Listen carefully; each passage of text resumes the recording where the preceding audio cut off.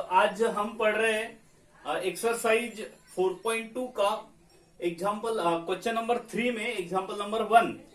तो इसके पहले के वीडियो में हमने प्रॉपर्टीज ऑफ डिफाइनेट इंटीग्रल पढ़े थे। अब इस प्रॉब्लम पे आ जाता है। देखो ये प्रॉब्लम अगर आपको डिफाइनेट इंटीग्रल का नहीं भी होता, मतलब 0 to a लिमिट नहीं दिया होता, तो आप इसको कैसे सॉल्व करते हैं स्टूडेंट। तो इसके बारे में हमको पता है, सब्स्टिट्यूशन लेना पड़ता है। तो पहले तो हम सब्स्टिट्यूशन लेंगे। तो सब्स्टिट्यूशन क्या लेना पड़ेगा, क्योंकि रूट के अंदर a square minus x square है। अगर आपको बराबर याद आ रहा होगा तो इसमें हमने ऐसे पढ़े थे कि आपको यहाँ पे x के जगह पे सब्स्टिट्यूशन लेना पड़ता है a साइन थीटा। ठीक है, तो यहाँ पे ये होने के बाद क्या कर देंगे, डेरिवेटिव निकालेंगे स्टूडेंट इसका, क्योंकि हमें यहाँ पे सब्स्टिट्यूट करना है। तो dx upon D theta a cos theta बन गया, और ये इधर मैंने डी थीटा ले लिया। और यहाँ पे जब भी हम सब्स्टिट्यूशन लेते हैं तो ये एक बात हमेशा याद रखना, लिमिट चेंज होता है। तो लिमिट चेंज होगा कि कैसे लिमिट चेंज करना पड़ता है हमको। तो हम ये देखेंगे कि यहाँ पे एक चीज यहाँ पे कर लेते हैं स्टूडेंट, ये ऐसा बना लेते हैं, ये x by a is equals to sine theta हो जाएगा। दैट्स मीन थीटा का जो वैल्यू है वो हो जाएगा साइन इनवर्स x बाय ए। ये करके यहाँ पे रख देते हैं ताकि हम यहाँ पे थीटा का जो लिमिट है वो निकाले। तो लिमिट कैसे बनेगा, तो हम बोलेंगे x का वैल्यू जब 0 है तो यहाँ पे 0 रख देते हैं। तो ये होता है theta is equals to sine inverse 0, और 0 के कौन सा एंगल के लिए 0 आता है, साइन के कौन सा एंगल के लिए, तो 0 के लिए। जब x का वैल्यू a है तो थीटा इज इक्वल्स टू यहाँ पे रखेंगे तो a बाई 1 हो जाएगा, साइन इनवर्स 1 हो जाएगा। 1 साइन के कौन सा एंगल के लिए आता है, तो 90 के लिए आता है। तो आपका जो प्रॉब्लम हो गया वो हो गया 0 से लेके a है। तो जब 0 है तब 0 आंसर आ रहा है, जब a है तब पाई बाई 2 आंसर आ रहा है। 1 अपॉन x का वैल्यू हमने साइन थीटा रखा हुआ है, कौन सा साइन थीटा, तो a साइन थीटा इसके जगह पे, और प्लस रूट के अंदर a स्क्वायर, और यहाँ पे x स्क्वायर है तो इसका स्क्वायर मतलब a square sine square theta. ठीक है, और यहाँ पे प्लस माइनस है, बराबर है ये।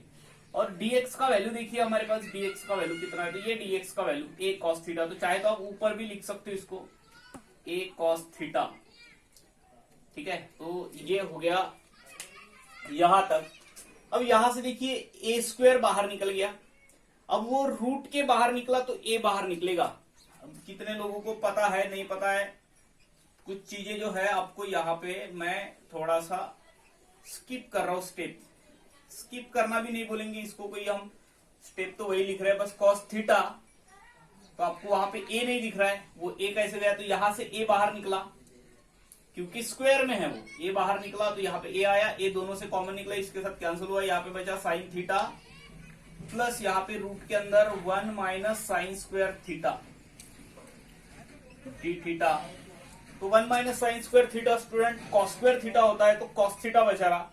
तो ये पूरा जो प्रॉब्लम है वो कैसे बनेगा, 0 से लेके pi by 2 cos theta upon sine theta plus cos theta. तो इस प्रॉब्लम को देखिए, हम इस प्रॉब्लम को देख के बराबर बोल सकते, आपको आंसर इसका पता होते जाएगा। अगले कुछ प्रॉब्लम्स पढ़ेंगे तो उसमें समझ। तो देखिए स्टूडेंट, यहां से भी आपको क्वेश्चन आ सकता है। जो हमने पढ़ा है जरूरी नहीं कि यहां से होगा। प्रॉब्लम ऐसा भी पिछले साल तक यहां से आपको प्रॉब्लम दिए होते थे, और आप सॉल्व प्रॉब्लम में देखोगे तो कुछ प्रॉब्लम आपको यहाँ पे सॉल्व किए हुए दिखेंगे स्टूडेंट। यहाँ पे देखिए, तो मैं बोल रहा हूँ ये प्रॉब्लम यहां से भी क्वेश्चन आपको आ सकता है। क्वेश्चन अगर यहां से आया तो क्या करोगे, देखो ये इंटीग्रल I का वैल्यू, क्वेश्चन यहां से आया तो क्या करोगे। अब हम लगाएंगे प्रॉपर्टी। तो हमने प्रॉपर्टी नंबर 4 में ऐसे पढ़ा है कि अगर 0 से लेके a तक कोई फंक्शन है f ऑफ x dx, तो इसको लिखा जाता है 0 से लेके a f of a minus x dx। मतलब इस x के जगह पे a माइनस एक्स आता है। तो जहां जहां पे x है, अब यहाँ पे ये जो फंक्शन है ये थीटा का फंक्शन है, तो यहाँ पे कुछ अलग करना पड़ेगा। देखो अलग क्या कर रहा हूं मैं, इसको 1 बोल के रख देता हूं मैं स्टूडेंट। क्वेश्चन यहां से भी आ सकता है। देखो, तो अब मैं प्रॉपर्टी नंबर 4 जो है वो लगा देता हूं। तो ऐसा बनेगा, कॉस x होता तो पाई बाई 2 माइनस एक्स बनता, थीटा है तो पाई बाई 2 माइनस थीटा बनेगा। यहाँ पे आ जाएंगे साइन, ये बनेगा π/2 माइनस थीटा प्लस कॉस, यहाँ पे π/2 माइनस थीटा।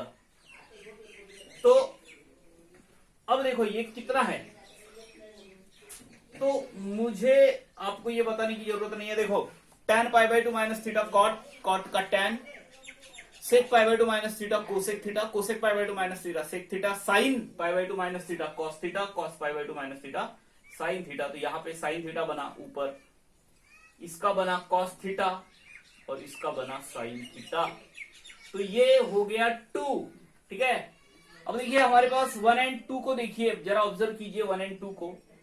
अब मैं 1 एंड 2 को ऐड कर रहा हूं, एडिंग 1 एंड 2, एडिंग 1 एंड 2, ठीक है। 1 एंड 2 को ऐड कर रहा हूं। देखो ऐड करने का क्या मतलब हो रहा है, यहाँ पे मैं जब दोनों को ऐड करूंगा, ये दो साइड देखो, ये दोनों i है तो 2i बन जाएगा, और 0 से लेके π/2 दोनों का लिमिट सेम है, तो ये भी ऐड होते हैं। तो मेरे दोस्तों, प्यारे भारतवासियों, आप बराबर देखो इसको, ठीक है।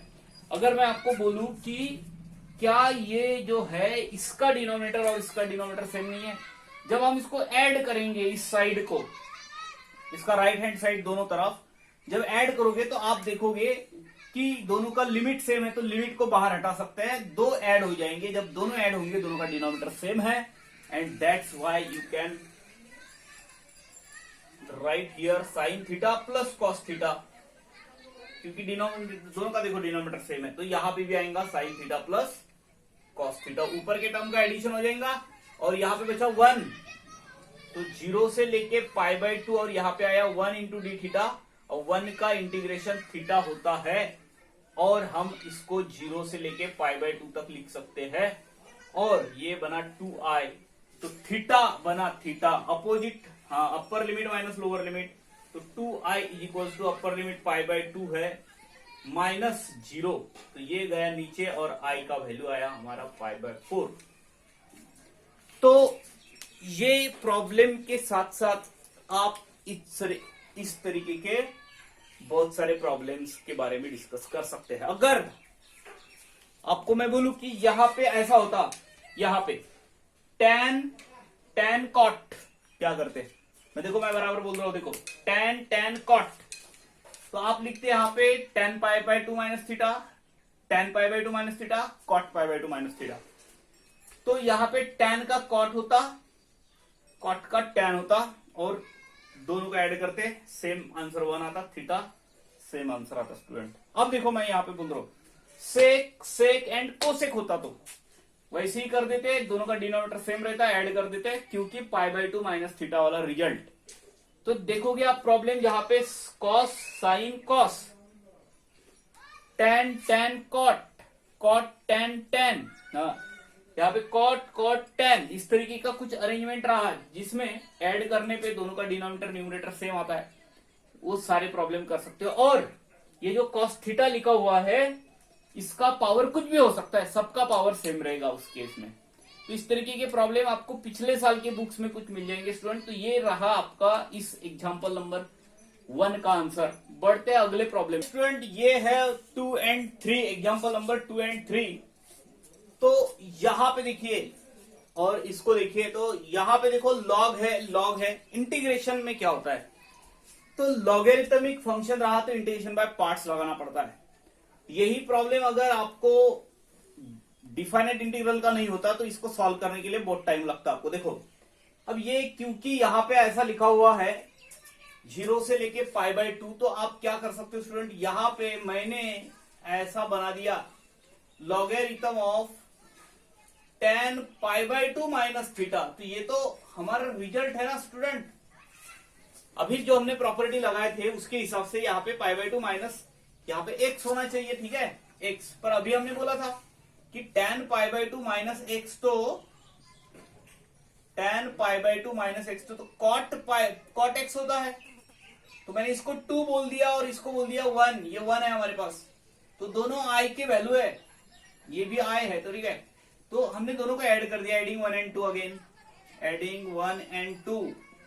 देखो 1 एंड 2 को ऐड करने पे हमें क्या मिलता है, 2 times i is equals to हाँ, तो ये कितना 0 से लेके π/2, क्योंकि दोनों को ऐड कर रहे हो आप अगेन, और सब बहुत कुछ कर सकते हो यहाँ पे, ठीक है। तो फिलहाल तो मैंने ऐसे ही रहने दिया इसको, मतलब दूसरा तरीका लगा रहा हूं मैं, ऐड करने का तरीका लगा रहा हूं। दोनों को ऐड कर दिया, ये भी ऐड हो जाएगा दोनों का, क्योंकि दोनों का लिमिट सेम है।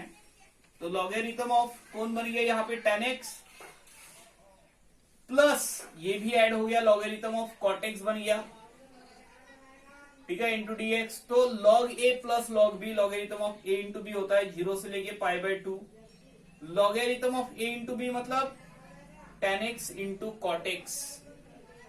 तो इसका होता है स्टूडेंट कितना, इसको पता है 1।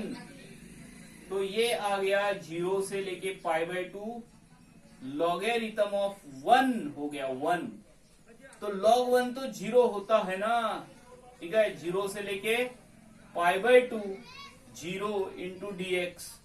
अब कुछ चीजें को समझना है, ठीक है। यहां पे आने के बाद इसमें कंफ्यूजन की कोई जरूरत नहीं है। देखो, अगर मैं बोलूं कि इंटीग्रेशन क्या होगा 0 का, तो स्टूडेंट आप बोलोगे 0 किसका डेरिवेटिव है, कांस्टेंट का डेरिवेटिव है 0। तो 0 कांस्टेंट का डेरिवेटिव है, इसलिए ये जो है इसका इंटीग्रेशन कोई नंबर बनेगा जो हमें पता ही नहीं है, वो किसी भी कांस्टेंट का डेरिवेटिव हो सकता है। तो अब जब मैं इसकी बात कर रहा हूं तो यहां पे c आएगा, यहां पे कितना आएगा c। तो देखिए, आपने देखा है कि जब आप अपर लिमिट माइनस लोअर लिमिट लगाते हो तो कांस्टेंट तो उसमें होता ही नहीं है, ठीक है। तो ऐसे केस में इसका जो आंसर है वो 0 आता है, जहां पे आपको ये जो अंदर का टर्म मिलेगा वो 0 मिला, ठीक है। तो इसका इंटीग्रेशन तो कांस्टेंट होता है ना, और जब आप अपर लिमिट लोअर लिमिट, तो वहां पे लगता ही नहीं है। ऐसे समझ लो कि इसका आंसर कितना लिखोगे, सीधा सीधा 0 लिखोगे। डिफाइनाइट इंटीग्रल का आंसर इस तरीके का रहा तो कितना लिखना है 0। आगे बढ़ते इस प्रॉब्लम में आ जाते हैं। देखो स्टूडेंट, एक याद रखना, log 1 0 होता है, और इसका डिफाइनाइट इंटीग्रल में तो हम आंसर सीधा सीधा कितने लिखते हैं 0 लिखते हैं, तो सीधा 0 लिख देना। यहाँ पे भी वैसे होने वाला है। यहाँ पे अगर आप बराबर देखो तो मैंने इसको i बोल दिया, इसको भी i, इसका नाम दे दिया हमने। तो मैं पहले तो इसको ऐसा लिख लेता हूं, 0 से लेके 1 logarithm of 1 minus x upon x. और अब यहाँ पे प्रॉपर्टी लगाता हूं, 0 से लेके 1 लॉगरिथम ऑफ 1 माइनस एक्स के जगह पे 1 माइनस एक्स लिखता हूं, 1 माइनस एक्स। तो यहाँ पे प्लस हो जाएगा, कैसे हो जाएगा आप इसके बारे में डिस्कस कर सकते हो, ठीक है। तो ये कैंसिल हो गया, यहाँ पे 0 से लेके 1 लॉगरिथम ऑफ, ये 1 1 cancel, x upon 1 minus x into dx। तो मैं दोनों को ऐड कर दिया, ये था हमारे पास 1, ठीक है, इसको 1 बोलेंगे और इसको बोलेंगे 2। देखो दोनों का नजारा तो देखो जरा, ये भी i का वैल्यू है, जैसे हमने ऐड कर दिया तो 2i हो गया, क्योंकि लिमिट सेम है। तो दोनों को ऐड करोगे तो देखो लॉगरिथम ऑफ कौन 1 minus x upon x plus logarithm of x upon 1 minus x.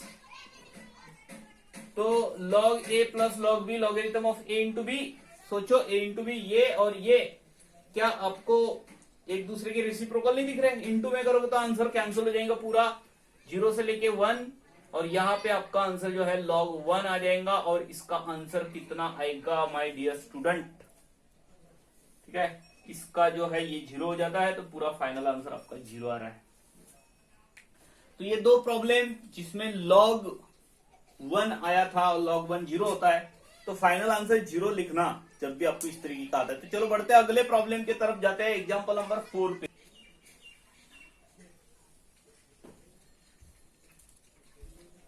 तो स्टूडेंट, एग्जांपल नंबर 4 एंड 5 हमारे पास लिखे हुए हैं। और जब मैं इस एग्जांपल की बात कर रहा हूं, अगेन प्रॉपर्टी नंबर 4 अगर आप यूज करते हो, दोनों को ऐड कर देते हो, तो इसका भी आंसर निकालना एकदम सिंपल हो जाता है, 0 से लेके π/2। अब देखो, मैंने यहाँ पे साइन π/2 माइनस एक्स लिख लिया, यहाँ पे कॉस π/2 माइनस एक्स लिख लिया, और आ जाते हैं आगे बढ़ते हैं 1 प्लस, यहाँ पे भी अगेन साइन π/2 माइनस एक्स, और यहाँ पे लिख लिया cos π/2 minus x dx। Okay, तो ऐसा समझ रहे हैं हमें 0 से लेके π/2 तक। तो यहाँ पे हो रहा है कॉस एक्स माइनस यहाँ पे हो रहा है साइन एक्स अपॉन 1 प्लस यहाँ पे हुआ कॉस एक्स और यहाँ पे हुआ साइन एक्स। तो ये हो गया 2, ये हो गया 1।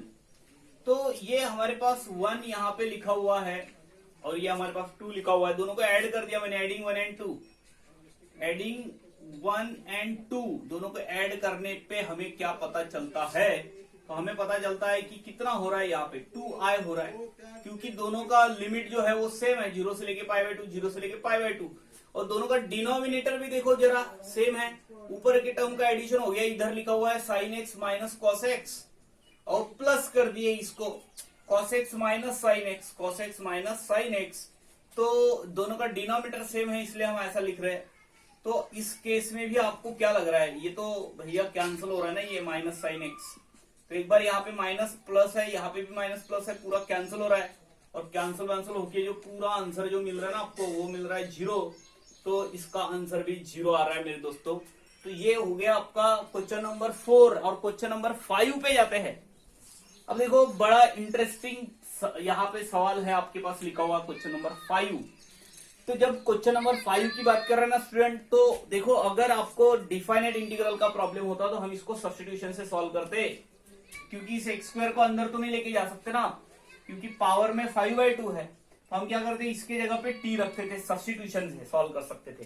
क्योंकि हमारे पास प्रॉपर्टी है, तो हम प्रॉपर्टी का यूज करके थोड़ा सा प्रॉब्लम को अलग तरीके से सॉल्व करेंगे। देखो x का x-3 होता है,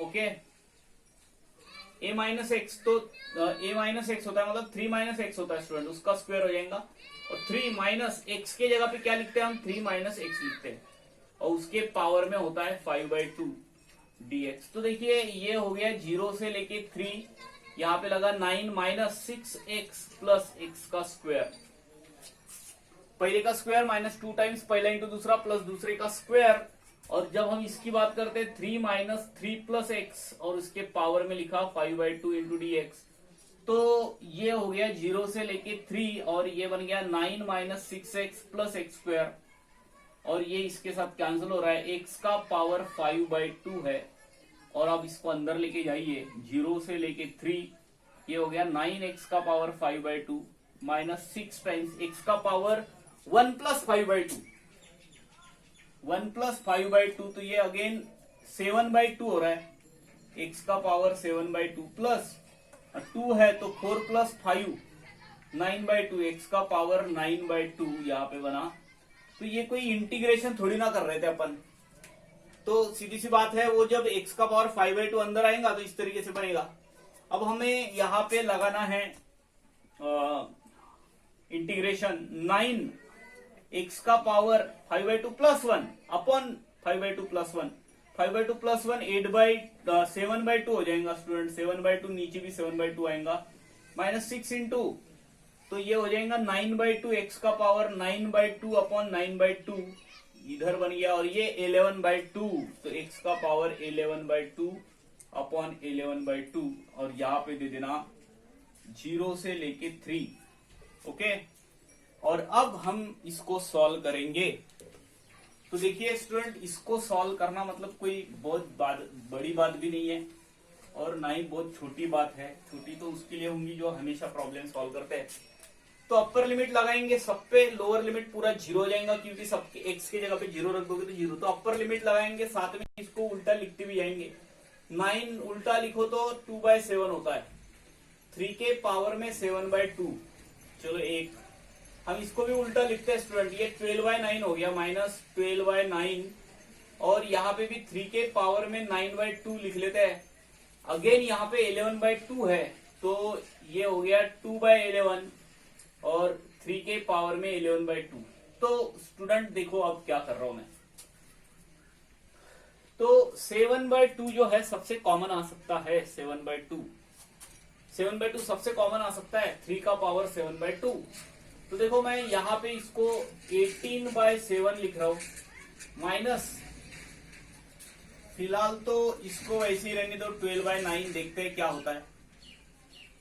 कुछ चीजें हैं जो हमें यहाँ पे समझनी है, जैसे यहाँ से 7/2 को बाहर निकालने की बात कर रहे हैं अपन, तो 7/2 अगर हम इसको लिखे कितना, देखो मैं ऐसा लिखता हूं, 18/7 हो गया, 7/2 लिख लेता हूँ, माइनस 12/9 भी लिख लेता हूँ, और इसको ऐसा लिख लेता हूँ स्टूडेंट, देखो ऐसा लिखना है, इसको कैलकुलेट भी कर लेते हैं, ठीक है, छोटा बना लेते हैं, और ये इसको लिखा जाएगा 3 का पावर 7/2 इंटू 3, क्योंकि पावर में 1 लिखते तो 9/2 होता, ठीक है, ओके। मैं क्यों लिख रहा हूँ ये भी आपको समझ रहा होगा, क्योंकि आप उतने होशियार हो। और इसको लिखने का तरीका ये लिखो मैंने 2 और 3 का पावर 7/2, तो 11/4 प्लस 7 11/2 होता है, ओके। तो देखिए यहां से 18/7 यहाँ पे बचा रहा, माइनस 4/3 यहाँ पे बचा रहा, इंटू 3 है, देखो 3 कैंसिल भी हो सकता है, बहुत बढ़िया, ये हो गया कैंसिल, यहाँ पे एक कैंसिल हो गया ना, इसके साथ एक बचा रहा, और इधर प्लस 2/11, तो 3 का स्क्वायर यहाँ पे बचा रहा, और ये जो है ये निकल गया बाहर, कौन 3 का पावर 7/2, तो यहाँ पे 18/7 बचा रहा, 18/7 माइनस 4, और ये हो गया प्लस 9 है 18/11, तो ये बचा रहा, इसको हमें कैलकुलेट करना है, 3 का पावर 7/2 यहाँ पे लिखा हुआ है। तो इसको कैसे कैलकुलेट करते हैं, तो हर एक का अलग अलग मेथड हो सकता है, ठीक है। तो मैं यहाँ पे देखो ये 28 18 माइनस 28, ओके, बहुत जल्दी बहुत बढ़िया सॉल्व हो गई ये, तो 7 यहाँ पे आ गया, प्लस 18/11, तो भैया 11 को लेके जाओ ना इधर, ये तो ऐसे रहने दो इसको, माइनस 110, और ये प्लस यहाँ पे लिख लेता हूं मैं 77, ना 7 8 56, 5 7 के साथ 7 5 12 126, तो ये 3 का पावर 7/2, एंड लास्टली हम इसको सॉल्व करते हैं, तो देखो 16/77, और यहाँ पे 3 का पावर 7/2, ये रहा आपका फाइनल आंसर एग्जाम्पल नंबर 5 का। देखो ये जो हमारे पास दो एग्जाम्पल लिखे हुए, example number 6 and example number 7, तो अगर आपको पता है एग्जाम्पल नंबर प्रॉपर्टी नंबर 7 जो हमने पढ़े थे, उसमें देखो हमने लिमिट के बारे में डिस्कस किए थे, आखिरी में even and odd function check करना पड़ता है, फंक्शन इवन कब होता है, ऑड कब होता है, और अगर ऑड है दोस्तों, अगर ये ऑड है तो इसका आंसर हो जाता है 0, तो मतलब एकदम सिंपल प्रॉब्लम बन जाता है अगर ये ऑड फंक्शन मिल गया हमको। तो भैया मैं इस f ऑफ x को, इस फंक्शन को चेक कर रहा हूं ऑड है या इवन है, ठीक है। तो मैं इस यहां पे कंसीडर करता हूं ना ऐसे कि मैंने अगर इस x के जगह पे -x रख दिया, -x का स्क्वायर बन गया, देखो -x³ बन गया, और 9 अब ये x² बन गया, देखो माइनस ये क्या है, तो भैया ये पूरा का पूरा f ऑफ x है। तो भाई मेरे इसका आंसर कितना आ रहा है बताओ, f ऑफ -x का आंसर -f ऑफ x आ रहा है, इसका मतलब f of x is an odd function, is an odd function. तो ऑड है तो क्या होगा, तो डायरेक्ट आंसर 0 होता है, प्रॉपर्टी नंबर 7। तो देयरफॉर ये जो इंटीग्रेशन है उसका आंसर हो गया 0, कुछ भी सॉल्व करने की जरूरत नहीं है, अगर आप चाहो तो उसको सॉल्व करके भी देख सकते हो, आपके जो भी तरीके हैं। तो अगेन जब भी हमें ये दिख रहा है, हमें फंक्शन को चेक करना पड़ता है इवन है या ऑड है, तो मैंने इसको फिर से एक नाम दे दिया। तो देखो मैंने इसको बोला ये जो है ये f ऑफ x जो हमारे पास फंक्शन है f ऑफ x, तो ये तो logarithm of 2 plus sine x upon 2 minus sine x है। तो ये मैं इसमें -x रख के देख लेता हूं कि क्या बन रहा है, ये क्या ये 2 प्लस साइन माइनस एक्स नहीं बना, और यहाँ पे 2 माइनस साइन माइनस एक्स नहीं बना। तो देखिए माइनस निकल गया बाहर, तो logarithm of 2 minus sine x upon 2 plus sine x. अब देखिए तो क्या f ऑफ -x का आंसर f ऑफ x या फिर -f ऑफ x, कुछ भी आ रहा है, f ऑफ x तो ये है ना भाई, ये है f ऑफ x। अगर आप f ऑफ x में देखो तो ये प्लस वाला टर्म ऊपर है, तो क्यों ना हम इसको ऊपर लिख ले ऐसा 2 plus sine x upon 2 minus sine x. और नाचते बेटे ऐसा थोड़ी ना हो सकता है कि आपको लग रहा है कि ये ऊपर चाहिए था, क्योंकि ये बनाने के लिए हमें ये ऊपर चाहिए था। तो लिख सकते हो क्या? ऐसे लिख सकते हो, पर पावर ये जो है ये माइनस बन जाएगा और इसको ऊपर से आगे ले लो भैया, तो बनेगा ये 2 plus sine x upon 2 minus sine x. तो क्या ये जो लग रहा है ये जो है ये एफ ऑफ एक्स का वैल्यू नहीं है? तो क्या f of minus x is equals to minus f of x नहीं हुआ? फंक्शन ऑड नहीं है, फंक्शन ऑड है तो आंसर कितना हो जाएगा? 0। तो ये रहा एग्जाम्पल नंबर 7। बाकी के जो एग्जाम्पल है अगले वीडियो में देखेंगे। आज के लिए इतना ही।